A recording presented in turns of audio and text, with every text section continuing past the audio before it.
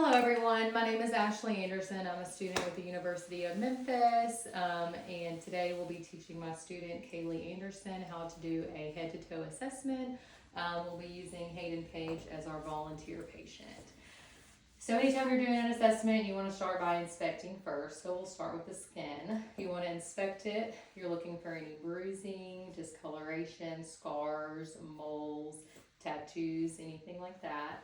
And then you want to palpate. So you're looking for moisture, edema, the temperature, and the skin turgor. And then you can move to the hair. You're going to first inspect. You're looking for like any missing patches of hair. And then you're going to palpate for density and fragility. And then you're going to go to the nails and you're going to inspect for any redness. And then you're going to feel like, are they having any pain? You're going to palpate for the texture, rigidity of the nails. Okay. All right. And then if you will just turn your whole body. Yes, perfect. Then you're going to move on to the posterior lungs. Okay. You're going to first inspect. Look for, you can do your hands like this. You're going to have them breathe. Look for symmetry. While you're doing that, you can assess for signs and symptoms of respiratory distress, like are they tripoding, do they have any cyanosis, tachypnea,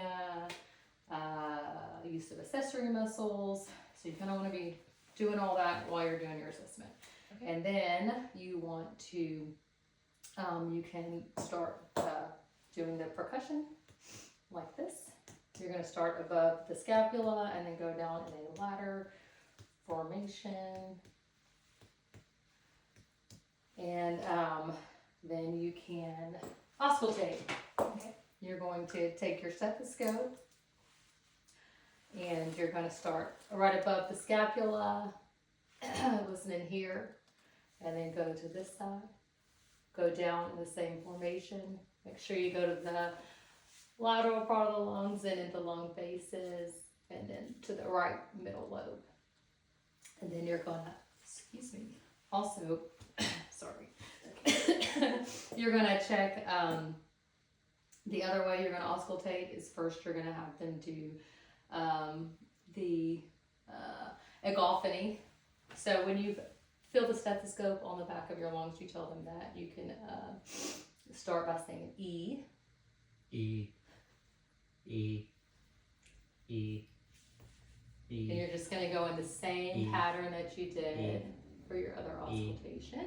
E. And then the next one is bronchophony.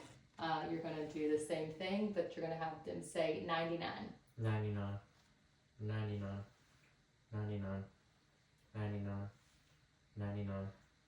99. Perfect. 99. And then you're going to do the whisper test. So same thing, same areas, you're just going to have them whisper. The 1, 2, 3. 99. Or 99 works too, whichever. 99. 99.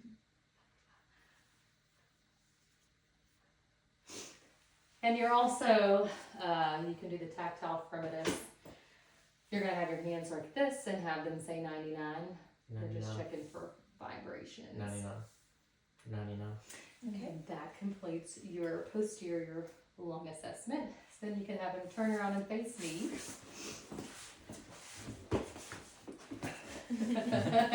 And you're always going to want to inspect, and then you're going to just palpate, and you can have them do the same thing. Say 99. 99. 99. 99. 99. 99. And then you're just looking for, any abnormalities in the anterior lobes, and then you're going to auscultate again. Start at the top. You can just breathe.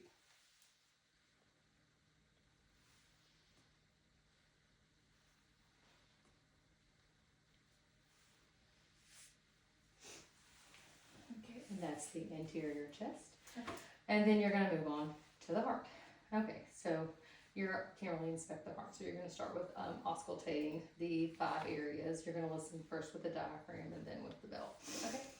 So we'll start with the aorta, and then the pulmonic, and then Erb's point, tricuspid, and mitral.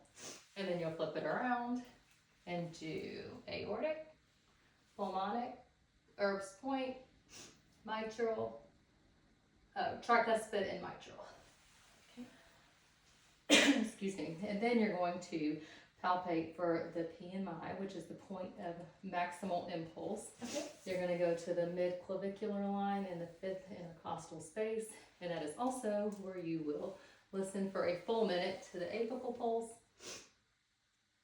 for a full minute. And then, then you'll know the rate and the rhythm. It will say 75 and normal. Okay. Okay. Then you're going to have them lie down. This is our makeshift bed. Be careful. Excuse me. And then you're going to have, in a real bed, you'll have them for 30, 45 degrees, and you're going to look for JVD and the pulsation. And then you're going to inspect the chest for any heaves or lifts. Okay. And then you're going to palpate for any thrills in the same areas that you checked when you listened. And then you're going to listen again with them laying supine, both again with the diaphragm and the bell. Okay. Same areas. Aorta, pulmonic, Erb's point, tricuspid, and mitral. And then you're going to flip it around. Aortic, pulmonic, Erb's point, tricuspid, and mitral. And then that is it for the heart. Okay. And then we'll move to the abdomen. Let's just only this. I can come over here. First, you're going to inspect. You're going to look for any abnormal contouring or any obvious masses. And then you're going to listen to all four quadrants. Here, here, here, and here. And then you're going to change to your bell and look for any buoys. You're going to start here at the aortic, and then the renal arteries, and then the iliac arteries, and then the femoral arteries. Okay. And then you want to percuss the abdomen, looking for any dullness or flatness. And then you want to palpate and looking for any masses. Are they having any pain? And then you want to also check the liver and the spleen. And then you want to have them sit back up. Raise the head of the bed. You can say that. You can say it that way. And you're going to check for CVA. So that's the costovertebral angle. You're going to hit here and kind of punch and ask them if, excuse me, if you're having any pain. Nope. And then you're going to do the same thing here. You're just making sure they don't have any. They're looking for like kidney. They're having pain. They're having kidney problems or something like that. Okay. That's pretty much it for the head to toe assessment. Do you have any questions? I do not. Thank you.